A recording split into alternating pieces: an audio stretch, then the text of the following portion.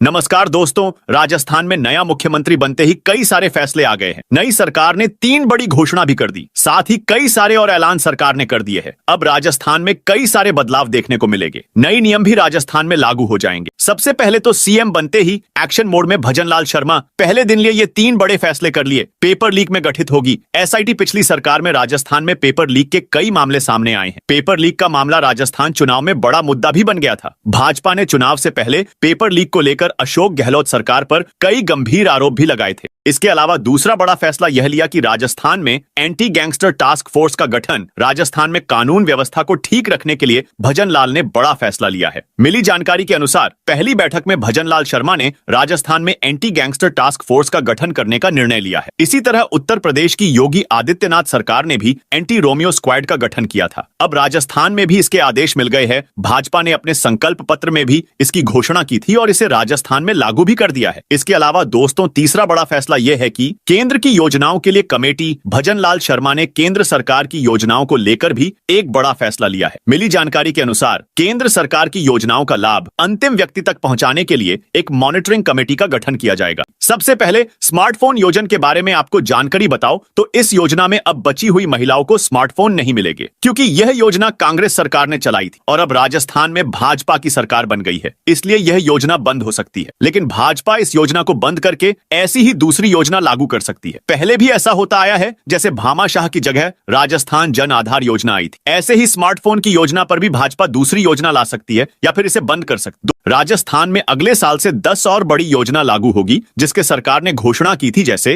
राजस्थान में 450 रुपये में सिलेंडर देगी। सभी परिवारों को यह अगले साल से लागू होगी। राजस्थान में पीएम उज्ज्वला योजना सभी गरीब परिवारों की महिलाओं को 450 रुपये में सिलेंडर देंगे। सरकार ने इसकी घोषणा पहले ही कर दी थी। इस योजना के तहत राजस्थान के जो भी परिवार पीएम उज्ज्वला योजना में आते हैं, उन सभी परिवारों को इसमें फायदा मिलेगा और उन्हें सिलेंडर सिर्फ 450 रुपये में मिलेगा।